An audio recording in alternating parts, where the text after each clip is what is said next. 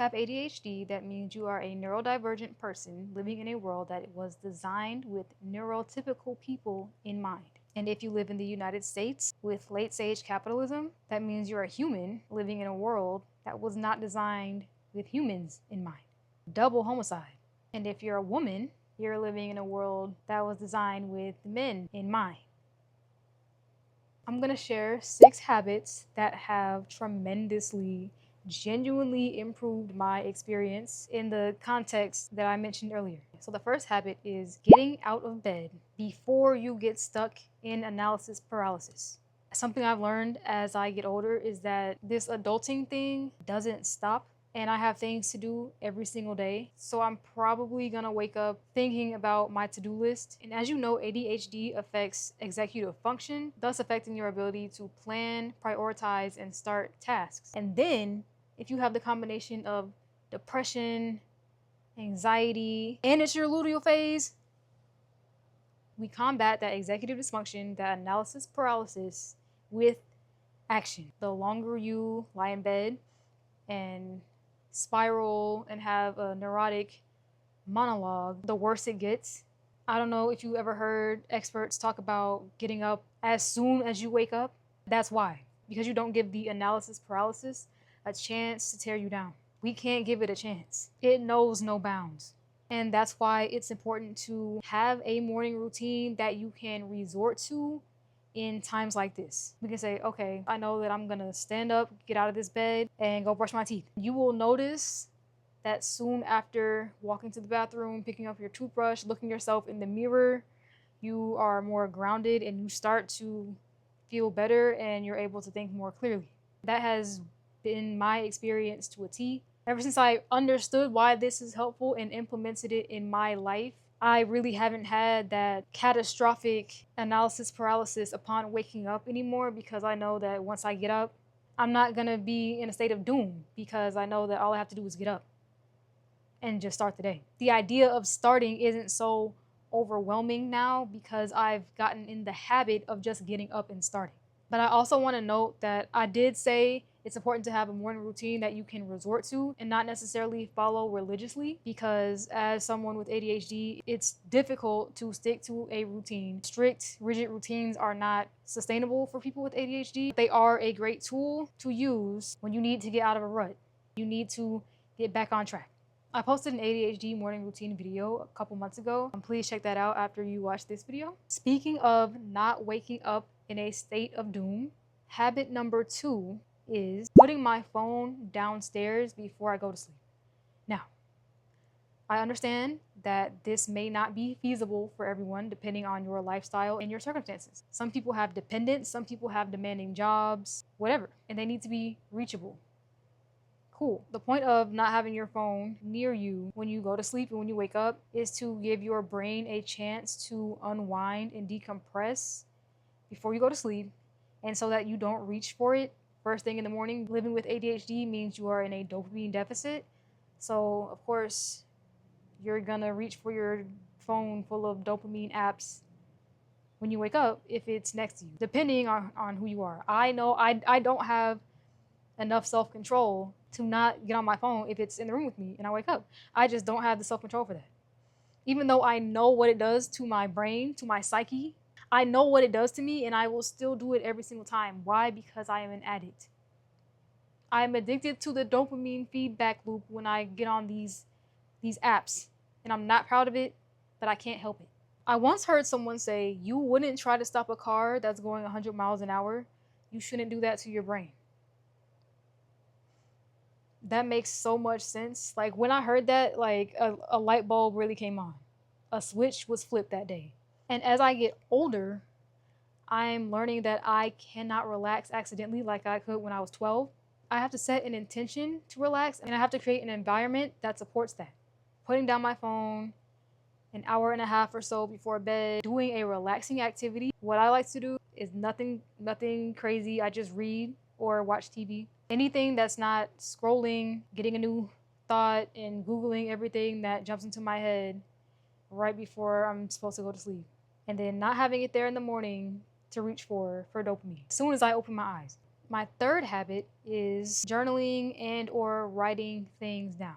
The recurring theme here is the scatterbrain, the monkey mind, the many thoughts, the many tabs open. Writing things down helps reduce the clutter in your mind, which is a common trait with ADHD, which is why I keep some sort of notebook around me. Especially as a content creator, I'm always thinking of stuff that I want to execute. Keep this notebook on me to write down whatever content ideas or something I just want to remember. I also, of course, use the Notes app on my phone. I use a planner occasionally. I don't use this religiously. I'm really a spontaneous human. And I also just have like a very open schedule where I don't really need to be planning out everything. But, you know, if you do, more power to you. Sometimes when I do have things coming up, it's nice to have a visual representation of the week so that I can like digest how much is really going on this week.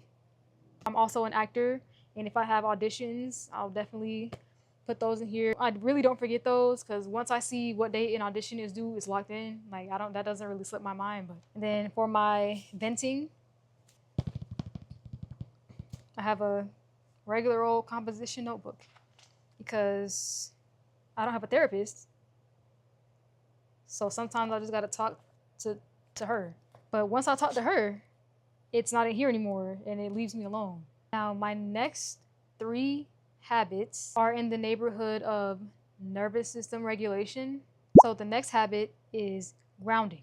And when I say this, I'm referring to the practice of making bodily contact with the Earth's surface to connect to Earth's electrical charge, also known as earthing. As humans living in late stage capitalism or just modern times, we are exposed to excess positive charges from electronic devices such as our phones, anything that's connected to Wi-Fi. So the idea is the Earth's surface naturally has a negative electrical charge. Connecting with this charge helps balance our electrical charge. It helps neutralize those excess positive charges. By balancing out our electrical charge, it helps, of course, with nervous system regulation, which supports your body in doing the things that it is naturally supposed to do, that it already knows how to do. Our modern lifestyle disrupts so many of our body's natural processes. So when we prioritize activities that help with nervous system regulation, that in turn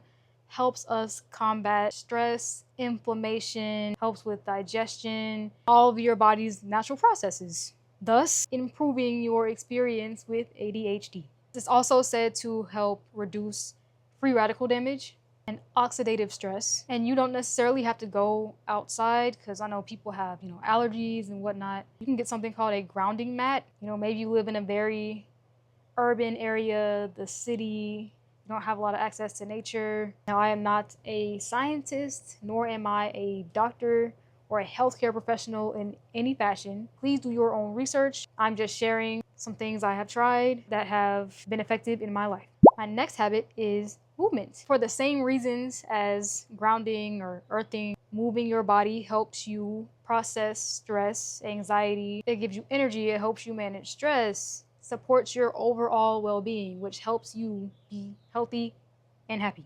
You don't have to do anything crazy. Higher intensity workouts can elevate your cortisol levels, which is counterproductive, but I'm not a doctor or a scientist. Do your own research. It helps you connect with your body so that you can be present. I like yoga and Pilates because I carry a lot of stress and tension as someone with ADHD and anxiety. And when I do yoga and Pilates, it allows me to breathe. I spend so much time shallow breathing and holding my breath, but getting on my yoga mat, I'm gonna breathe.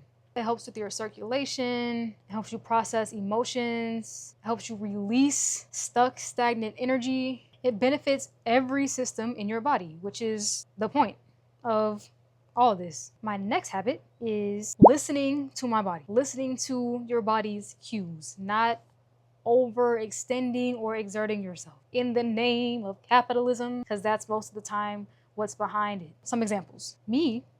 I will spend a long time editing a video, and then I'll start to get hungry or restless. My brain is just tired of looking at this screen. And I will feel my body start to pull away. I will feel my presence leave the space.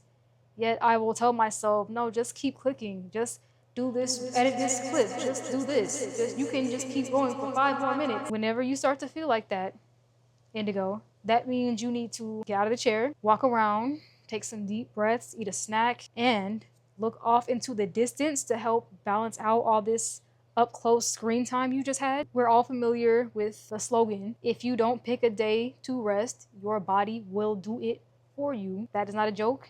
That is not a game. If you're watching this, it's because we're here and you already know that. You've already been down at your worst. You've already crashed out. You've already hit rock bottom because you didn't listen to your body one too many times. And it's okay. This is a safe space.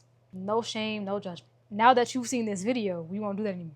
We're gonna listen to our bodies. We're gonna prioritize our wellness at all costs if we have the capacity to do that, because what's the point of doing all these things, checking off all these to-dos, if we can't enjoy the rest of our experience, the rest of our lives, because we're so burnt out and unwell as a result.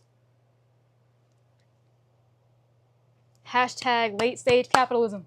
Our bodies, our brains, we were not designed to be doing tasks all day, every day, under the crippling weight and pressure of capitalism. I will keep saying it. If you don't feel like doing the things on your to-do list, that is for a valid reason. You need rest. I know we're in the age of you are the job, you are the brand. Everybody has to create their own empire, and that's a lot of pressure. So if you wake up one day and you look at your to-do list and there are some things on there that are not urgent or, don't involve anyone else, and you don't have the capacity to do whatever it is, then just don't do it. 9 times out of 10, it's not going to make a difference.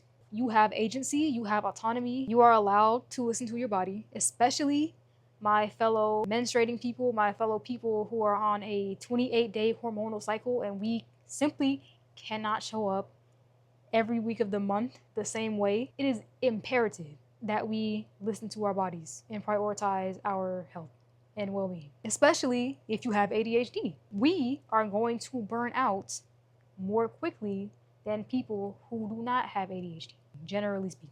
So that's all I have to say. I really hope you found something helpful in this video. I hope you could relate. I hope you feel seen. Thank you so much for watching. Let me know if there's anything else you want me to expand on, cover, any questions. Otherwise, I will see you beautiful, amazing people in my next video.